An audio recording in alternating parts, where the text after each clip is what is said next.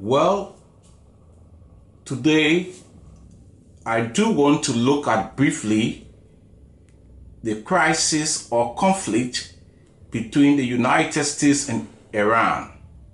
Now, some observers are getting confused as to why the United States is not yet striking Iran militarily. What the United States is doing may be tantamount to counterintelligence.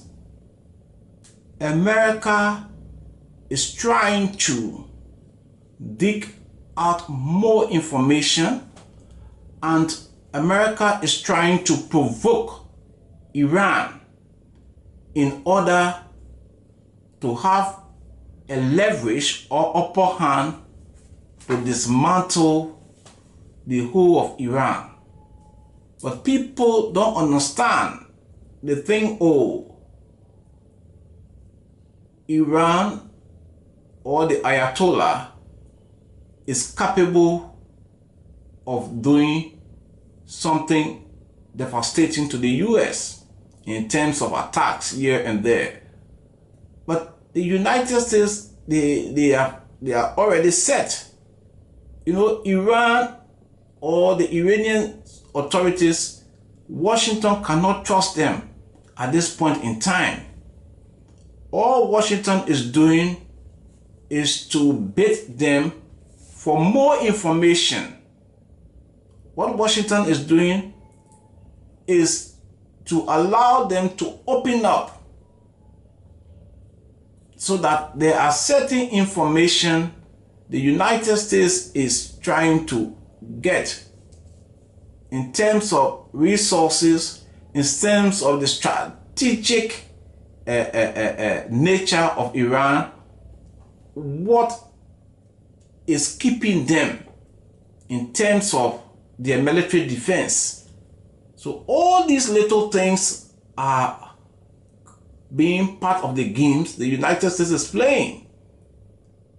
You see, so the United States want Iran to stress or flex her muscle to the extent that when they move in, people or the international community will now see it necessary that yes, United States has the willpower to do so.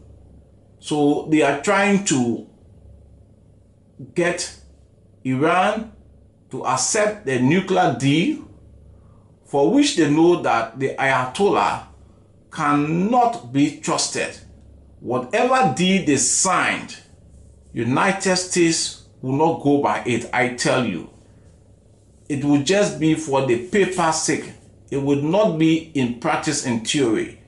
And when United States get what they want, they will strike Iran and effect a regime change. Recently, Great Britain moved in her Tornado aircraft, preparing to join United States in terms of the strike.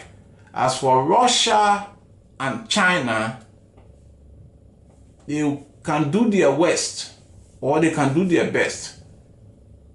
They are no threat at all. They are only flexing their muscles because they want to have their muscle flexed. But in international politics, we know who rules the game. But like I said, because you see, the people of Iran, especially the population, they are looking to America for a regime change. For it was based on the promise that Donald Trump gave the Iranian people.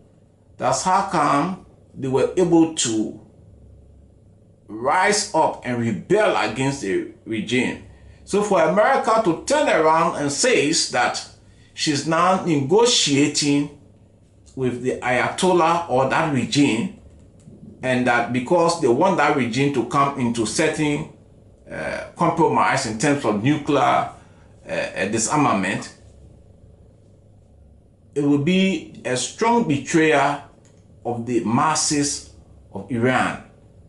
So I don't think the United States will want to do that. And besides that, Congress also want a regime change.